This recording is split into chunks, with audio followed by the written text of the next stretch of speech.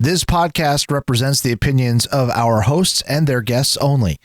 The content here should not be taken as medical advice and is for informational purposes only. And because each person is so unique, please consult your healthcare professional for any medical questions. Welcome to Once Shattered, Picking Up the Pieces, a podcast devoted to changing the way eating disorders and mental illness are viewed in our society. With your hosts, Jack and Linda Mazur and Ellen Bennett. Today, our hosts Linda Mazur, Jack Mazur, and Ellen Bennett will provide valuable insights on mental health and eating disorders derived from their experience conducting 40 podcast interviews with experts and individuals with lived experience on Once Shattered, Picking Up the Pieces.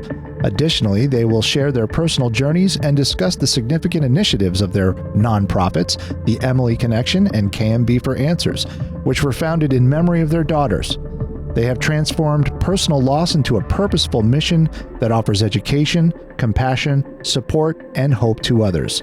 Through their conversation, we will gain an understanding of the unique contributions of both nonprofit organizations, fostering solace, inspiration, healing, and a sense of community. KMB for Answers and the Emilee Connection sponsor these podcasts. Welcome, listeners. Today's podcast is full of pearls of wisdom from many of our wonderful guests over the last 4 seasons and 40 episodes. But first, let me welcome my soulmate, my very best friend, and my husband, Jack Mazur, and our dear friend and fellow advocate, Ellen Bennett. Well, thanks, Linda. Thanks for still being my soulmate and my best friend. Listeners, remember the links for every show are in the show notes. And it is so great to be starting season 5. Oh my gosh. Wow. Season 5. Incredible. Yeah. Incredible. Welcome, everyone. The process of preparing for this podcast was awesome. And we have spoken to so many incredible gifts. Let me start that little piece over. We have spoken to so many incredible guests on this podcast. So here we go. Okay. I have a quote, and it is by Sandra Carey. Never mistake knowledge for wisdom. One helps you make a living, the other helps you make a life. What do you think? You like that? Yeah. Well, we're going to start by revealing a few of the many pearls of wisdom garnered through our wonderful guests who are experts, authors, and people with lived experience in regard to mental health and eating disorders. It's really been hard to choose just some of them because they're all wonderful. It's great content. But just remember, there are nuggets of wisdom in every single episode, and we're so grateful for all of our guests. Here we go. Yeah, it was very difficult, to pick out just a few of these, those podcasts, because going back and listening to them, there was just so many they were all wonderful. So it was really hard. And the range of emotions. Yeah. Then, yeah. Yeah. So the first one I picked out, it was actually episode 107 with Janet Shebendock, who's a dear friend and a teacher at the Teachers College at Columbia University. And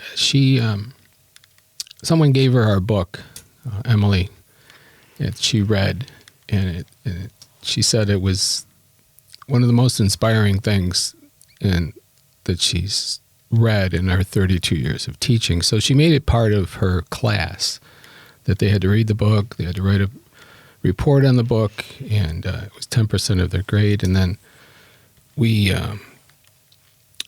were sent questions by the class and zoomed into the last class of the year to answer the questions. So we've made so many wonderful friends from that class over the years, and Janet remains a supporter and a wonderful friend. So, she talked about how she got into the eating disorder world, and when she graduated in 1978, and she got a job at Long Island Jewish Hospital, which is now Cohen Children's Hospital on Long Island.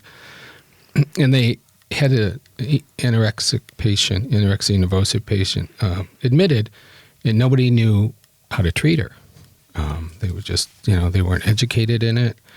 But they all came together as a team and collaborated with child psychology and the doctors there. And they got together and they all collaborated and had respect for each other's discipline.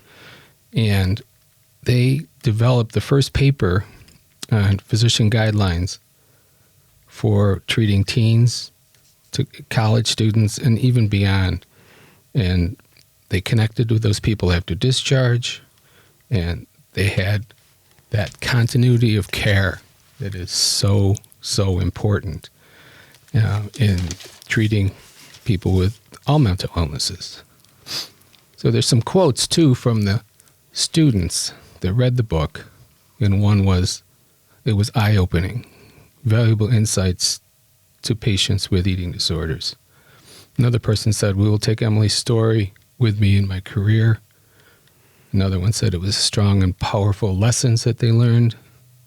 And the other one said it was taught them to have empathy for the patient and the family with no judgment. And it was emotionally provocative.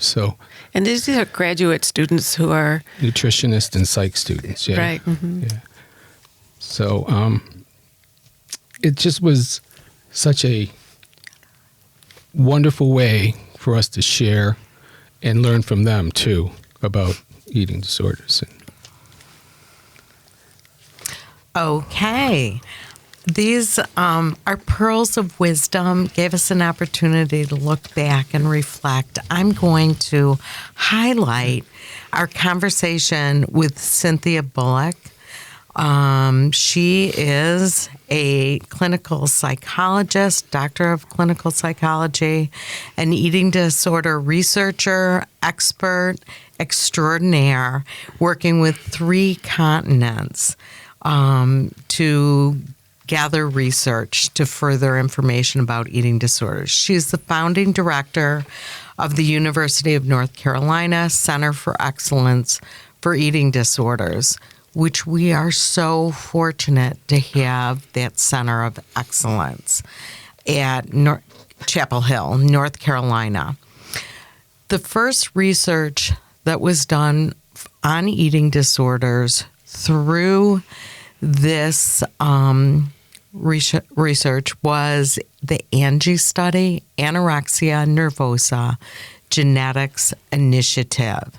And the results of that research, I participated. It was they requested blood samples to investigate in detail genetic information. And in 2022, I believe, information was released. And the most significant information that came out of this research was the genetic connections for anorexia. And the genetic links are personality traits. And when we list them, and this is not inclusive, but this is the highlights. So they're individuals who have anxiety, OCD, high achievement, are competitive, type A personality, perfectionism, are traits that are often linked with individuals who have anorexia. This research, it means you may have a predisposition. It doesn't mean you're going to have anorexia. But it was significant for me because when I looked at my daughter and described her, the traits were all there. Some I didn't understand until after her death, and some I knew prior to. And so it was groundbreaking in terms of being able to look at the genetic linkages and then begin to look at the environmental factors that contribute to the onset of anorexia. Currently, the latest research project is the EDGI study, Eating Disorder Genetics Initiative. And this is a worldwide study that has been going on, for 5 years now, I think. And it's expanded the research to include not only anorexia, but bulimia nervosa and binge eating disorder. This research, as the findings unfold, will truly expand how our treatment options, our understanding, and will be additional groundbreaking information. So stay tuned. The results of the EDU study will be forthcoming. So thank you, Cynthia Bullock. And thank you, Ellen. So I looked at season 1, and we had episode 103 was a deeper look into anxiety with psychotherapist Vicky Jo Campanero. And anxiety is prevalent in so many mental health issues and can be an issue all by itself. And she talked about the different types of anxiety, some of which are social anxiety, panic disorder, just anticipatory stress, environmental stress, and generalized anxiety disorder. And in that podcast, she talked about stress in children and how to recognize it, because so often they can't verbalize what they're feeling. So in a child who is stressed, they might be irritable. Sometimes they can't concentrate. They might have separation anxiety or night terrors. So you think about those things, and they might not just be a cranky child. It might be a little bit more than that. And Vicky Jo believes that we are all hot-wired for happiness. And she's very holistic. She believes in mind, body, and spirit connections, kind of organic things we can do to help ourselves. But one of the things, and those are, meditation, yoga, breathing techniques, and more. But we asked her, when do you know you need professional help? And what she said was very simple, but she said, when these issues, when anxiety and the way it presents itself interrupt the flow and happiness in your life, then it's probably time to seek some professional help. I mean, that's, so critical, that anxiety in kids today. It starts so young. And it was a powerful conversation because we all need to recognize and acknowledge that. Yeah. And we all have awesome. Anxiety at different times, but yeah. It reflected, for me, my experience with my other daughter, my younger daughter, and how she, as a young child, exhibited symptoms of anxiety. Love that conversation. So the episode I picked from season 2 was actually from one of our contacts from the Janet's class, and her name was Jackie Patmore, and she actually came to Rochester to do the podcast. She drove up from New York City. Jackie was a volleyball player and developed anorexia when she was around 14 years old, and had a very toxic experience being an athlete with a coach. I mean, there's coaches out there that tell young women to lose so much weight that they stop their menstrual cycle, so because that'll interfere with their training and their competition. So how bizarre and toxic is that to tell someone that?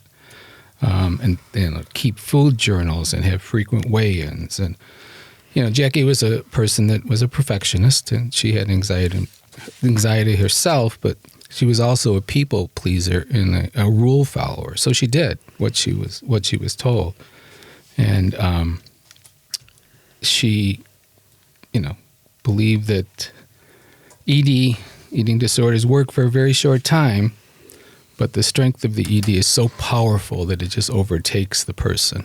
It just there's that tipping point where it just becomes their life. She tried to get help. She tried to tell people what was happening to her. She felt lonely and discredited. Everybody just said, it's always about the eating disorder. So She just felt, finally, when she did get treatment, she felt lucky. And I have heard that so many times from people who get into treatment and get into some sort of recovery, and they feel lucky. It's over and over again. And we shouldn't be basing treatment and recovery on luck. It's 10% of the medical schools have training, and it's very limited training in eating disorders. So the doctors need much better education, and that's one thing we advocate for. We need much better funding. We need much better insurance coverage, so these people aren't just lucky when they recover. So Jackie has gone on to get her master's in psychology, and she's helping give back to other people that are struggling. So. Yeah, she's a very special, wonderful, compassionate person. Yeah, and her sharing stories like this makes all the difference for other people. My next highlight is Tammy Gangloff, and the topic was thriving after scoliosis, alcoholism, and an eating disorder. Tammy has a unique perspective through her lived experience and incredible courage and strength to overcome all of these challenges and move forward to help others understand and recover. She's now teaching a college course as a side gig, and it's eating disorder psychology. And the class is always full. I believe this is her third year teaching the course and her third semester. And it's incredible that college students are interested enough to decide this is a course they need to take. I'm hoping every college begins to offer a course like this because it is so necessary. Tammy is also has written a book, Chronic Illness and Eating Disorders, Assessment, Clinical Skills, and Experiences, and that will be published later this summer. She is currently the National Business Development Representative for Hidden River Eating Disorder Treatment. And her experience has really shed light on individuals with any type of mental health issue that also struggle with chronic conditions or chronic pain and how debilitating that can be.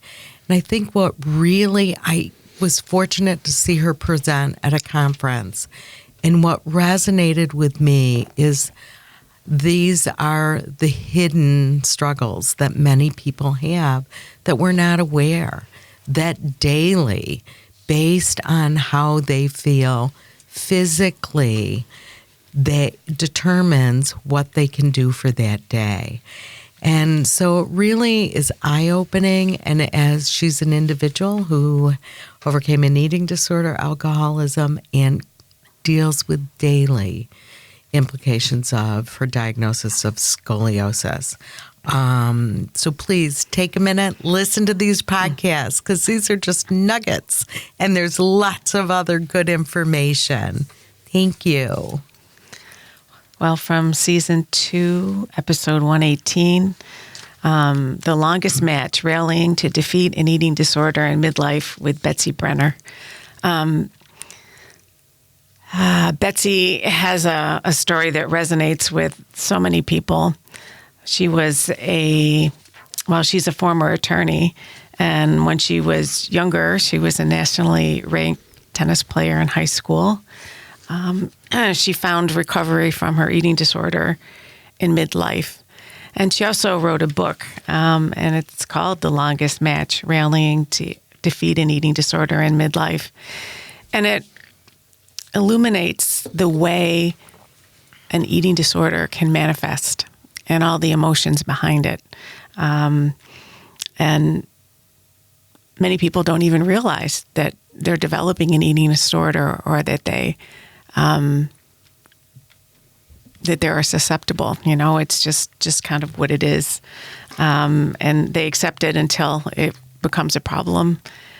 And she found recovery in midlife, and that's her niche. So I think anybody who is struggling with an eating disorder in midlife, she's very inspirational.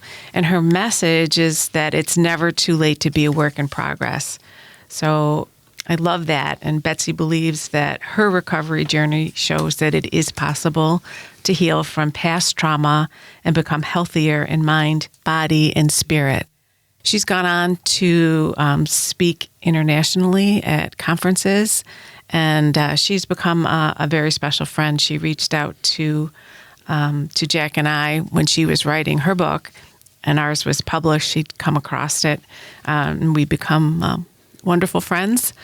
And she's on our nonprofit board, and she's just a very kind, gentle, compassionate person who really, it's very easy for people to connect with her, and she's made a huge difference in this eating disorder, mental health world. And she also runs peer support recovery groups and has her own business in Rhode Island called Gifts of Recovery.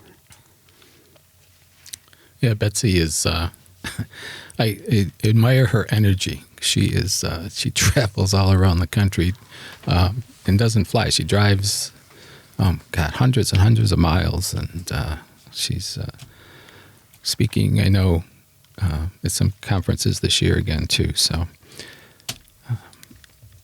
she's just a great person and such a great connection for the Emilee Connection.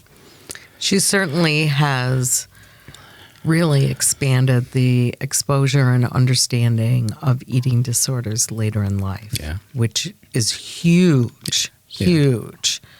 Yeah, people don't realize that this affects people as young as 5, they're finding now, and all the way to 80, and some have struggled their whole life for decades, and some just start at 40 or 50 or even 60 years old. There's no set time when these insidious diseases hit someone. So on season 3, I picked the episode with Shannon Calvert. It was about severe and enduring eating disorders, and Shannon was a connection from Ellen, and I had seen that Shannon presented at the ICE conference in Washington, and she was kind enough on her way back to Australia, she's from Australia, to do the podcast when she was in Italy. So that was the first time I think we had anybody from overseas to do a podcast. No, we had Jane from London. Jane from London, that's right, yeah. So she had long-term eating disorder. They sometimes used to call it severe and enduring, and now it's called long-term eating disorders. Semantics. She had had care, but she had no access to private care, and the care she had was not very good. So it kind of started at 13. She was a very kind person, kind child, and she learned of different situations in the world. She was exposed to different, news events and stuff that made her uncomfortable, and things that she couldn't fix.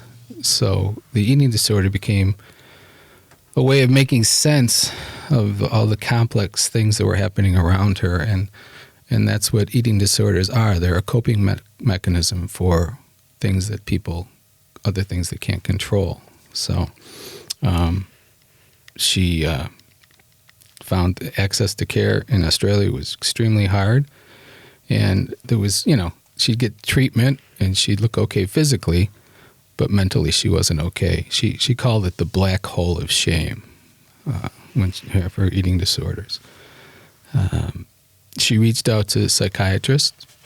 Psychiatrist told her they didn't treat eating disorders. They didn't understand them. They weren't educated in them, so they couldn't treat her. So she had her anxiety and depression just became rampant. And we talked about how there's, this push here in America anyway for wellness care, especially for seniors, to make sure that you're keeping them out of the hospital, you're keeping them out of the skilled nursing facilities, because there's no room in hospitals and skilled facilities, and staffing is terrible. And so everybody goes to the senior's house to make sure that they're taking their medicines, just doctors go in and pharmacists go in, nurses go in to make sure these people are doing okay and keeping them out of the system. But we don't do that with our younger people. For mental health issues, yeah. As much, yeah. And, anorexia has a 20% mortality rate. And every 52 minutes, somebody dies as a direct result of an eating disorder. So why wouldn't we reach out to those people more as opposed to treating them and then just letting them go out on their own with no support? So, she talked about looking at models that work and changing those models that don't work. So we all know recovery is possible. We just need to, hold out that hope. And for family members, just give that unconditional love and support to the persons that's hijacked by these illnesses, and know that your loved one is still in there. Shannon's an incredible advocate for compassionate care and a leader in that arena in Australia now. And basically it's saying, let's meet the individual where they are. Yeah. She's a wonderful, wonderful soul and has done so much work in the palliative and hospice care world as well. And yes, just a gentle, beautiful soul. Absolutely. Okay. My next pearl of wisdom, I'm going to reflect on our conversation with Brooke Lalone, and who is an LFMT, and our conversation was about neurodivergent. And she's an advocate, and she wants to broaden everybody's understanding of neurodiversity so that everyone has access to compassionate care. She was passionate about helping others unmask and understand their unique needs therapeutically as individuals, and she works with couples, bridging the gap of what is provided with what is needed as we learn to look deeper into each individual's needs, preferences, and diversity.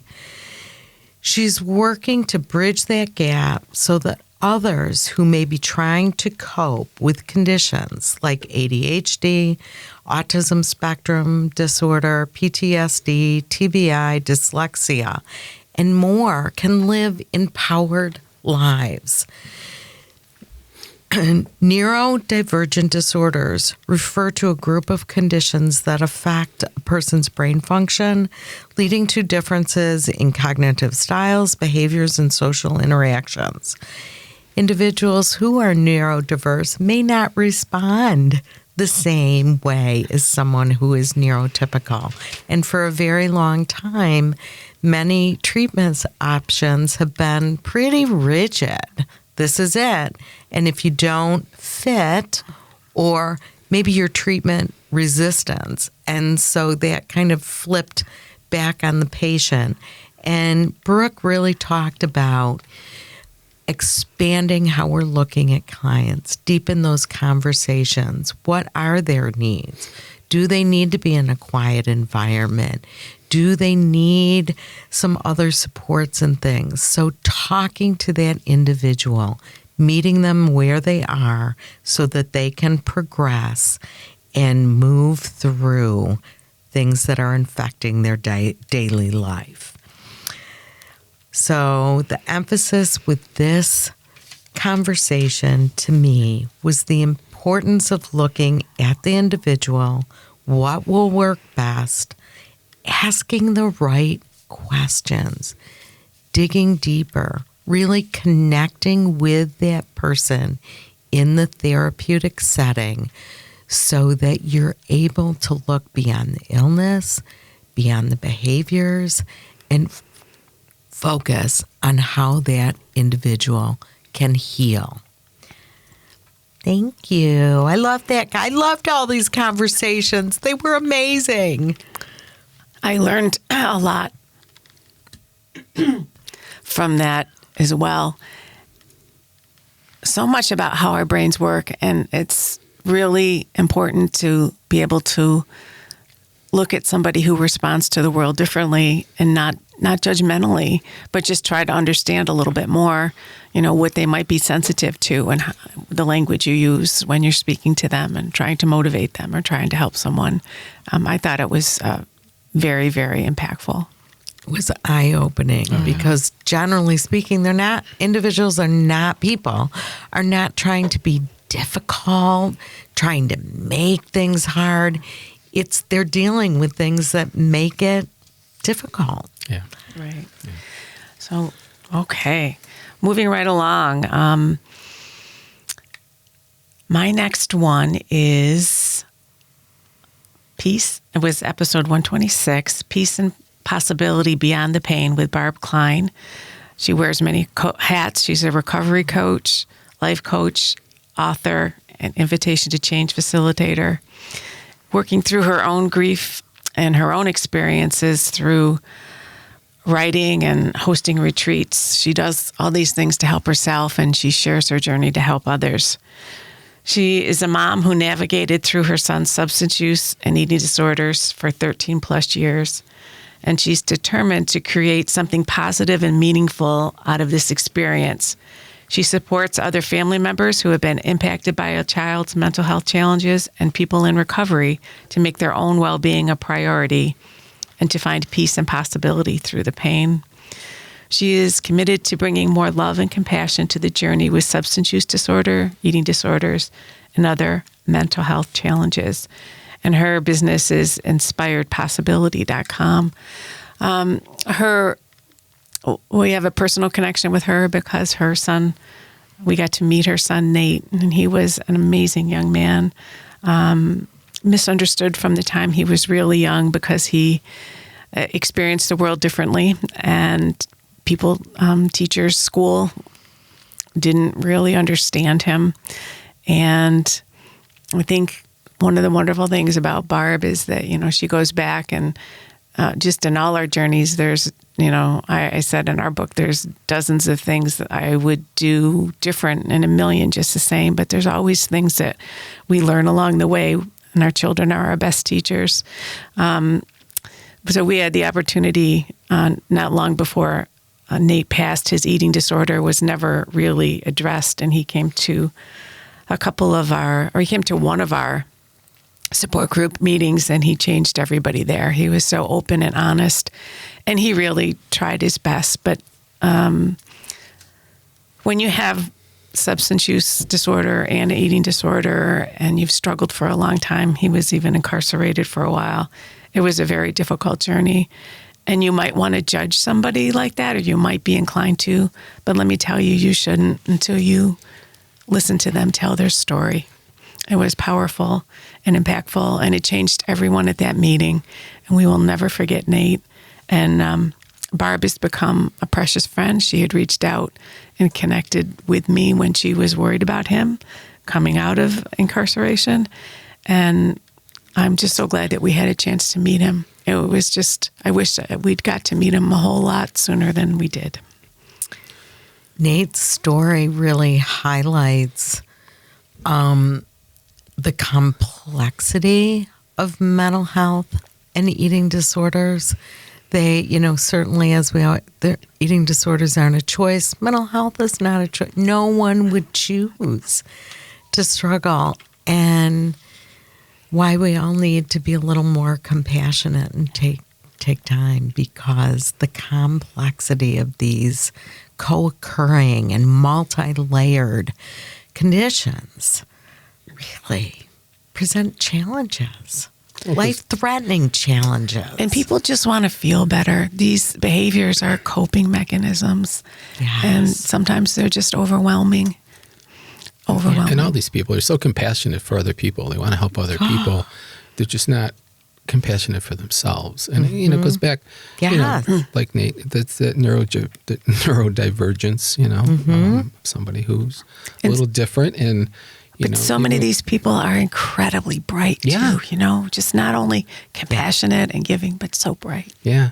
Yeah, and Barb is giving back. She has a thing she's done now for, I think, the last 2 years, at least the last 2 years, called Compassionate Bags, that she collects blankets and snacks and gloves and hand warmers, foot warmers, all kinds of things for the people that are homeless on the street. And she puts these bags together in her home down in Livonia, and she distributes them. She has a wonderful group of people that takes those bags and distributes them just to the people they see on the street corners. And she's had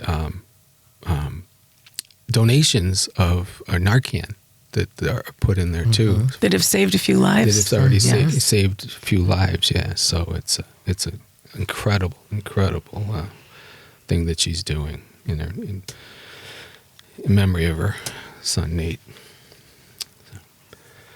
Okay, I'm told to move along here. Woohoo! My selection was Anita Federici and Integrating Hope and New Pathways to Healing. And when I re-listened to this podcast, please go back and re-listen to these podcasts. They're so good. She really highlighted for me the gamut of emotions that we all went through talking about and impacting us in terms of, we cried, we laughed, we were happy, we were sad, we were compassionate. And Anita, this brought it all home for me because she gave me hope and that things could be changing in terms of treatment models, and that maybe we would really expand and look at the whole person, look at the individual, and Anita trains around the world for MED-DBT, MED-DBT, multi-diagnostic eating disorder, dialectic behavioral therapy. And what it does, it expands DBT to bring in additional treatment therapies and methodologies to address all the needs of the individual. As we already mentioned many times, eating disorders have co-occurring conditions that make it difficult. And in the past, patients would be told, well, you have alcoholism, we can't help you. You have suicidal tendencies, we can't help, we can't treat your eating disorder. And Anita is somebody who has truly stood up and said, stop, wait, we can.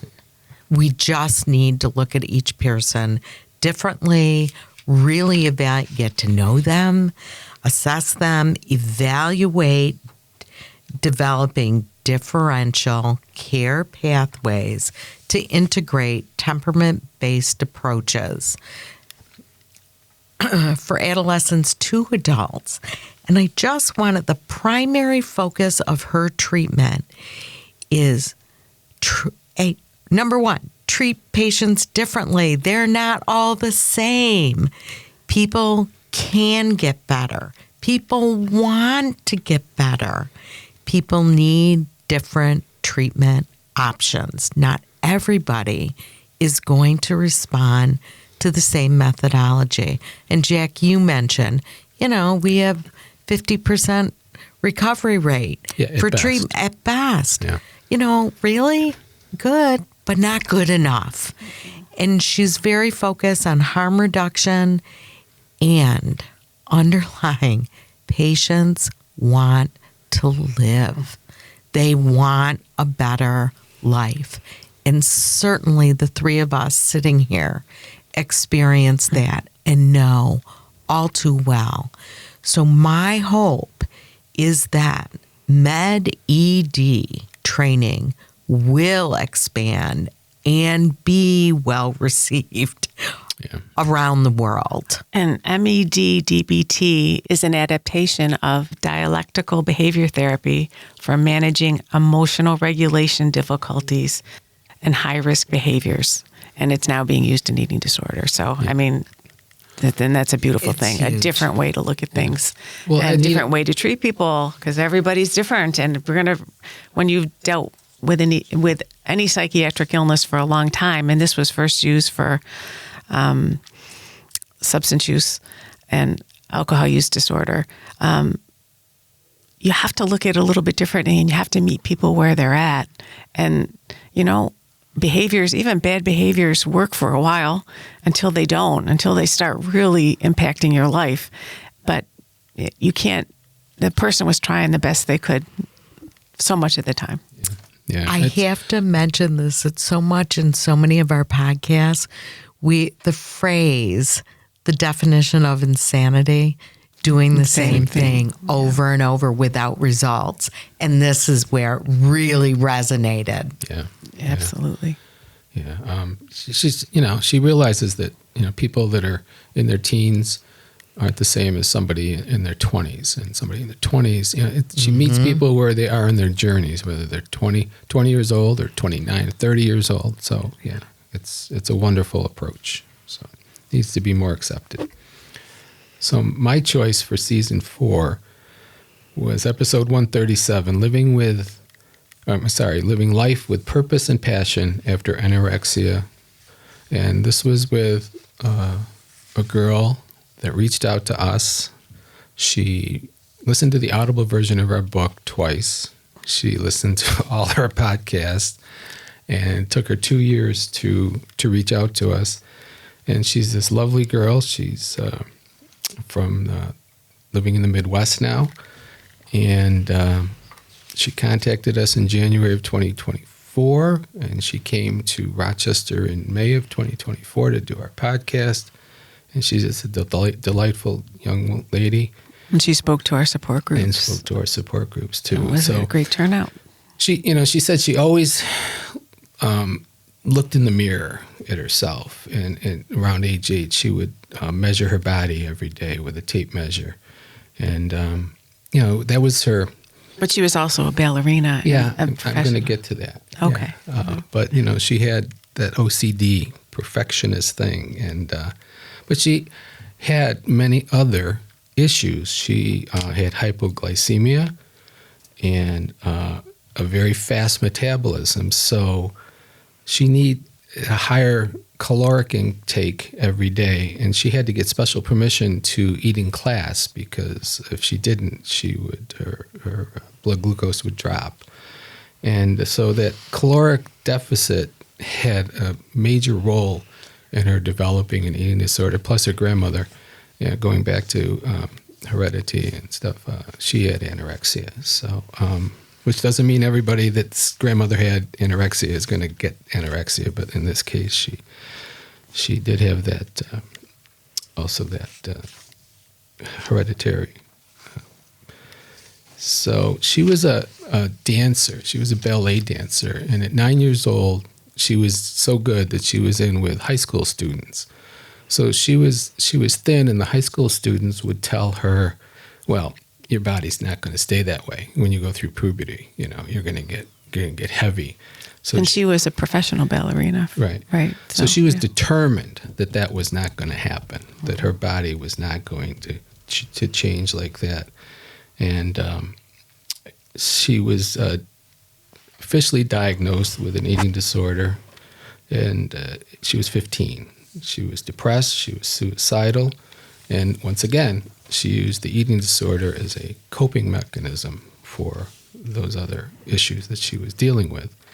Plus, she had a lot of friends, in high school that also had anorexia, but she never really thought she did, until she was officially diagnosed. She was in treatment for many times, the last time at age 25, and she was told by some of the treatment centers, and this is, to me, just outrageous and unbelievable, she was told she would never recover, and some clinicians told her they would see her at her funeral. So it's just unbelievable that somebody would say that. So going back to the neurodivergent thing, she had OCD, she had PTSD, she had sensory processing disorder, which made it hard for her to taste food. She had so many things going against her, but she recovered, and she's living in a recovery. She went back to ballet to prove to herself that wasn't the issue, and she was a professional ballet. dancer, and then she did it for a while, but then she decided that she didn't want to do it anymore, and she's in graduate school to become a therapist right now. Right. Yeah. But one of the most important things was that her team worked with her. Her team worked with her. They would go eat with her. They would grocery shop with her, and they would just take her on whatever she needed at the time. And she still reaches out. She says, she still reaches out for that team for support even now. So. And, I think that's a beautiful thing, because I think that's very realistic. We all go through we go through a difficult time. We need support for whatever, for all kinds of different things. So I think her story was so beautiful and impactful for this podcast. And I think when she spoke to our groups, our adult group and our family member group, everybody was so moved, because it wasn't an easy journey. And one of the things she said is, you don't have to want to get better. I didn't want to get better at the beginning. She said, you just have to keep going. You just have to keep doing the next thing. And she's the perfect example of that, even when it looked bleak. Yeah. Okay, so I'm finishing up here with Season 4, number 133, College Students, Mental Health Crisis, Suicide, with Dr. Seema Kaneja. Dr. Seema Kaneja is a medical doctor trained in Eastern and Western medicine. She believes in a holistic approach. She is also the author of Physician, Heal Thyself, and she has a coaching practice titled Coaching for Inner Peace. So this was an interview we did about the unthinkable mental health crisis that shook a New England college. This was the New York Times article by Jordan Kisner, and it was about 7 students died in 6 months by suicide at Worcester Polytechnic Institute. So we kind of took this article and just kind of looked at it again and talked about it, because there's nothing more important than the mental health of anyone, but certainly our children. And Dr. Seema Kaneja, is just a wonderful, very holistic practitioner. And we talked about what happened, how the school responded to that crisis. And one of the things that they did was the students themselves formed a mental health center, and that was wonderful. They hired more counselors, more mental health counselors, and it was also the administration and the professors and everybody working together.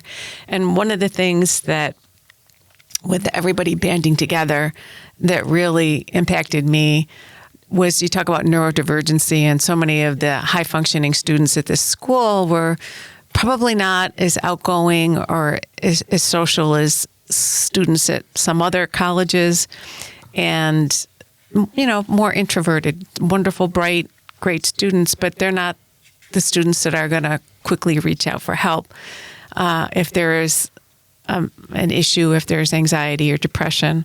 And after this happened so many times, they were just dumbfounded, but they decided that they were going to leave no stone unturned.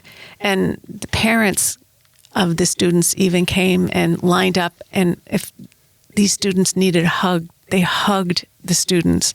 I mean, how human is that? I mean, we need to stay in touch and respect people where they are, but we all need to have safe spaces where we can say, oh, we need a little help here and there. So I think the way they handled that was beautiful. I'm sorry for the lives lost. But I think just talking about these things are so important, and there's so much pressure in our society now, and we're becoming less and less physically connected. So I think those things are factors, social media and all those things. That was an amazing conversation, and certainly so real, and crosses into all aspects of our society with the increase in suicide. Everybody needs to know that somebody cares about them and that they matter. So, there's that. Again, it's just there is no shame. No shame. And, if not a hug, just a touch on the arm or something to just tell people you care about them. So you know somebody out there that's struggling, please reach out to them. Connect, connect, connect. Okay, so we recapped season 4, and we thank everybody who was a guest on our podcast, whether you were an author, a professional, or a person with lived experience. And now I think we'll tell you a little bit about our nonprofits. Ellen, do you want to talk about KMB for Answers, how it started, and the wonderful things that you're doing? KMB for Answers was founded in memory of my daughter, Caitlin Mary Bennett, who lost her battle with anorexia at age 25. After her death, I realized painfully how everybody knew somebody, but nobody was talking about eating disorders. The silence created a passion to make a lot of noise and start the conversation to raise awareness about eating disorders. They are not a choice. No one would choose an eating disorder. Everyone knows someone. So we were determined to raise awareness, start the conversation, reduce stigma and shame associated with all eating disorders, promote early intervention through education, training, and community outreach and collaboration. No one should struggle alone. Linda, can you share more about the Emilee Connection with everyone?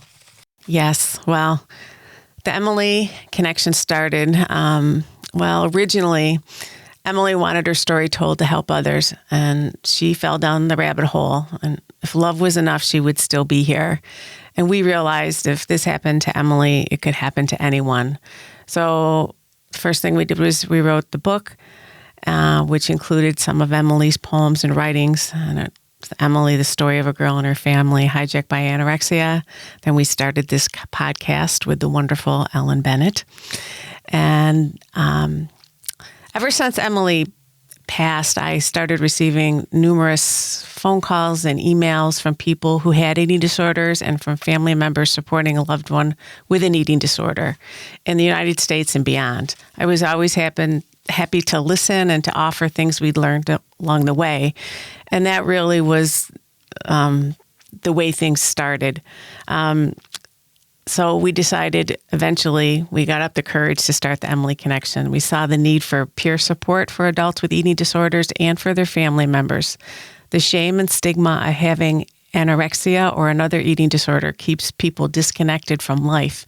In addition to vital, comprehensive medical care, we saw the need to have safe spaces for these wonderful people to feel supported by people who care and understand. These things are so important no matter what you are healing from. They are essential to healing, and we have formed a community of support and social connection to keep people engaged in life. We occasionally have guest speakers during our meeting. They are professionals, experts, and authors, as well as those with lived experience, and they share their wisdom, provide encouragement, and help people to stay on their healing path. We offer 5 support groups a month. We do one a month for adults with eating disorders virtually, and we do one for family members virtually, and then we do 2 in person for adults with eating disorders and 1 for family members with eating disorders. So it keeps us very busy. We are just trying to provide the support we wish was here for Emilee and for us as her parents. So we also connect people to resources, and we spread awareness about talking at colleges and community events about eating disorders. We extend our sincere gratitude to our listeners, to all of our guests for the past 4 seasons. We would also like to thank RockVox Recording and Production and Scott Fitzgerald, our remarkable sound engineer, for his exceptional production of our podcast and so much more. Please rate, review, share, and subscribe to Once Shattered, Picking Up the Pieces on your podcast platform. And we also have a YouTube channel now. Tell your family and friends about Once Shattered, Picking Up the Pieces.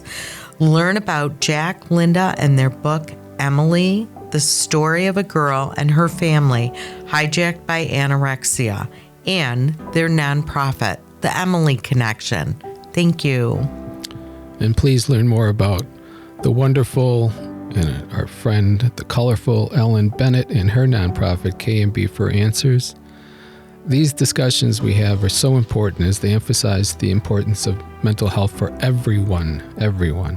And remember, as always, if you need a place to record your podcast, your audiobook, or create a wonderful legacy cast for loved ones, Rockbox Recording and Production is our recommendation, our only recommendation, the only place to come. Thank you for listening.